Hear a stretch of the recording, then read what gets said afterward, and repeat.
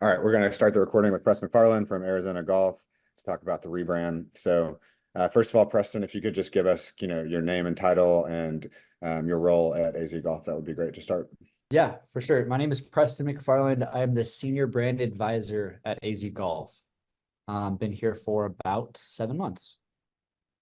Perfect. So we're going to talk today about AZ Golf's kind of rebrand, both and what that means from a process standpoint and how it all went down and what it means for the future of the brand. So just start kind of with the generic the overview, right? So kind of talk about the process of how you guys decided to do this and the original motivations behind doing so.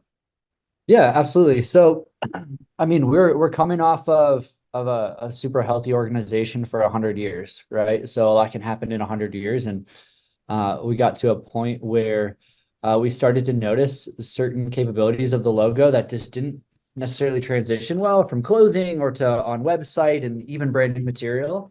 And we took that as an opportunity to take a deep dive into our logo and figure out um, what we could do to potentially like revamp it, and even more so, what we could do to create a little bit more flexibility around horizontal usages or use cases to vertical use cases to then stacked logos as well. So we took a pretty, and you guys can see my screen, right? Okay, cool. So we took a first step deep dive, right? And to really looking back on what did our logo look like for the last, I think the one on the left was right around 20 years of use. 8 colors, one by one, scalability there, still rooted in AZ landscape and sport, of course. But we have a lot of different colors in here. And that one by one use case, what I'm talking about is like one by one becomes a 2 by 2, 3 by 3, 4 by 4. You can't really scale that in a vertical or horizontal case. So we wanted to really take note of that and see what we could do to then build into those different use cases in different formatting of the logo. Um, Moving over to the right, we did lose 2 colors, right? As we brought out our established 1923 or 100-year logo, but we still have that one by one scalability.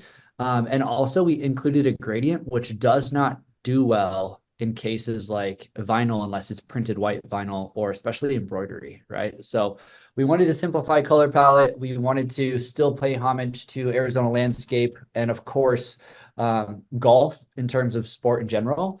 And we started this very large logo exploration. So I will say that this probably took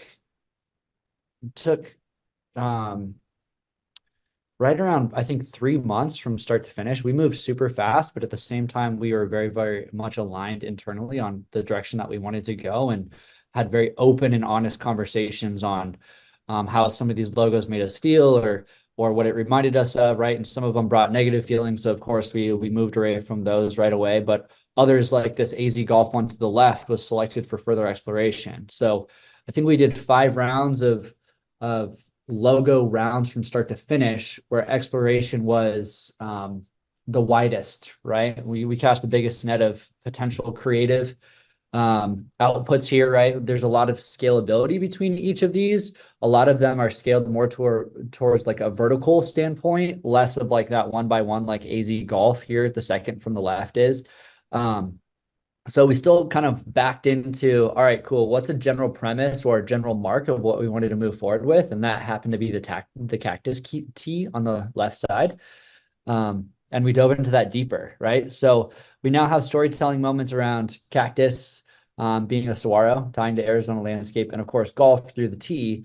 But we now have a vertical logo, does not span well for horizontal usages or one by one space. It's going to be more tall than it is wide. And we also wanted to integrate some more items for storytelling. So we worked in the 2 spikes to the left arm and 3 to the right to draw just connection back to our 1923, right? 2 and 3. And then also we wanted to see what we could do around potential copy placement here. I wasn't super stoked on the AZ Golf across the top. It still feels a little bit crest-like. Not a whole lot of character or personality within that. Took that one step further. Rooted the cactus tee down into the G. This is actually handwritten. I think we did close to like 30, 35 renditions of this handwritten logo. Shout out graphic designer for sitting there and just taking just reps with a marker over and over again until we got it just right. Scan that in, and then it became AZ Golf as you see it here. Now there's still a lot wrong here, right? So we opened it up to the greater AZ Golf staff to get feelings here. And there's a lot of awesome, interesting findings. For instance, this L in golf does not have a loop in it. So it looks like a very long D, or the F doesn't connect back. So it looks like a B, right? So everybody understands cursive a little bit differently too. So we wanted to gather those thoughts. Next, we now have like this semi-rooted logo here on the left, where it's still rooted kind of within that 1x1 space, but we now have the versatility between a vertical and a horizontal logo as well, right? So we have that stacked here. You can see that the Cactus T actually shifted further down into the G. The spikes are now separated on each arm, so it doesn't look like fingers like it did on the left side. The loop in the F now connects. We now have a complete loop in the L. And we take that even one step further there to make sure that it is, it still feels very personal, but it still seems somewhat uniform, right? We have a soft rounded edge of the Z where we have like a kind of harsh point to the F, right? So there's still some imperfection there, which we really wanted. But this gives you a general showcase of all the different personality points that we put into this logo. That way we can use that as storytelling when we went to announce it. So of course we have the T integration tying back to golf, saguaro tying back to cactus, the spines, the 2 on the left, 3 on the right, tying back to our 1923 founding date. We have the copy style is approachable, yet traditional, given that it is cursive and playful. It is meant to be handwritten and imperfect, just like our golf game. And then of course we have our color palette on the right side, which allows us to be pretty versatile across all of our landscape imagery. Keep in mind, whenever you are shooting anything on course, typically it goes blue sky, white clouds, green course. So we wanted to make sure that our logo was not rooted in any of those 3 colors to make sure that our logo always pops against lifestyle imagery. So we have like that cream color, gray, which we tie back to like the deep dark monsoons that just fly across Arizona very quickly. Black, just because it's one of our standard colors, it always pops well. We still have that color rooted in like the logo rooted in a cream or a black. We never use the red or the gray within our logo, just for general brand guidelines. And then of course we have the red there tying back to deep Tucson, or those really vibrant Tucson sunsets, and also the red rocks of Sedona. From there, we did a couple use cases on how it might look on product. And here's kind of like the start to finish, right? Moving from that 8 color 1x1 to the 6 color 1x1, to then showcasing how it becomes much more versatile as we continue to refine. So now we have the Cactus T vertical, AZ Golf horizontal, or stacked logo 1x1. So now we fit every single use case, right? Like the feather banners that you might see on course as you walk onto a tournament might just have the Cactus T, and actually ours does, for the case that it fills the entire vertical space of a feather banner. Where AZ Golf might live on like a tablecloth, something a little bit more rectangular. So just moving on to the next question, why do you think that it's imperative to actively engage the community in efforts like these? And what do you think that impact will do with the community overall? Yeah, I mean, we see rebrands all the time in every single industry, whether we know it or not, right? And the fact that we might not realize it or might not know it is a complete miss by the brand that put it on, in my opinion. Rebrand should be heavily based in storytelling and should really engage and invite audiences or consumers to come in and really kind of like buy into that brand, right? So a big piece of what we were doing at AZ Golf was, when we went through this deep dive, right, we wanted to make sure that first and foremost, we thought that the rebrand was coming together in a way that we were very, very proud of, right? If you're not proud of it, why should anybody of your consumers or your members or general audience buy into it? If you don't think it's cool, why would they think it's cool? So we wanted to make sure that we were creating something that we were really proud of and that we thought was cool. The second piece is that we wanted to give reason for them to invest in the brand further. We wanted to kind of pull back the curtain more. We wanted to storytell, and that kind of goes back to those 2 spikes on one arm, 3 on the other, to create almost like Easter egg moments, or if you know moments, right? Because that allows them to only invest further into us as a brand. And it makes it really hard to argue against, quite honestly, right? Like if if I'm showing you guys all of this rebrand stuff with no context, you might have a very different opinion than you do now, because now you know the context and you know the reasoning on why we made certain decisions within our branding.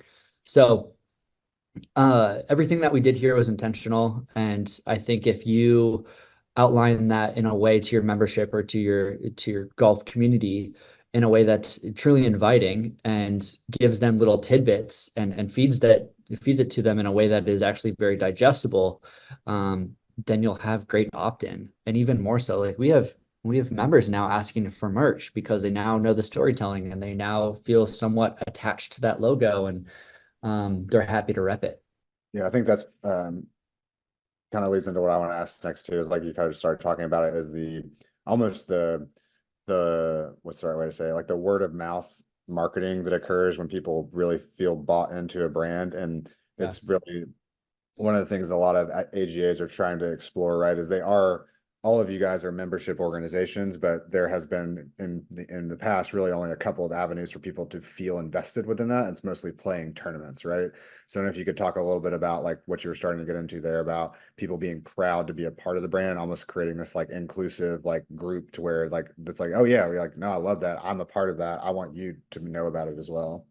Yeah, absolutely. I think Preston, to your point, it is super important to kind of cast a bigger net, and even more so, like use your membership as walking billboards.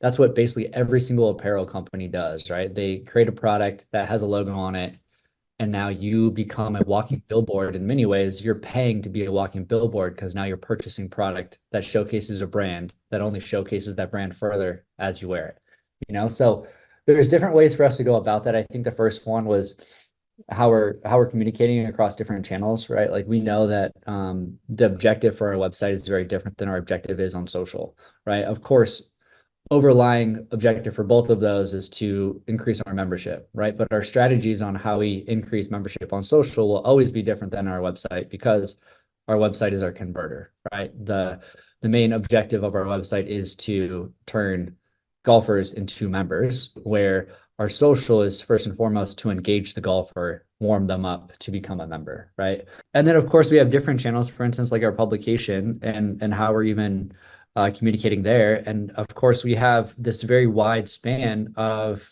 different levels of golfer within the state of Arizona, right? We have that top 3 to 4% of our membership, of our 100,000 members, that are super engaged within our tournament and like competitive style play. But we need to remember that we have 97,000 other members that might enjoy the game differently, right? So whether it be them resharing the stuff that they see on social, whether it be like them kind of like readopting what we're doing from a publication standpoint, given the stories that we're telling in the publication, might be technical at times, might pull back the curtain on like green design, different types of grass, overseeding, things like that, where also like we can showcase golf in its most purest form. And like the last time around, we showcased a group called Torino Baldeo, that is a group of people that just get together and play street golf, right? Like everybody enjoys this game in a different way. And we want to make sure that we are giving them reason to buy into AZ Golf, whether they play 3-4 rounds at a country club per week, or they're going to the range just to blow off some steam, I was just going to kind of ask how you think, Preston, this new branding reflects just the evolving priorities of AZ Golf, just amidst an obviously ever-changing landscape in the golf industry.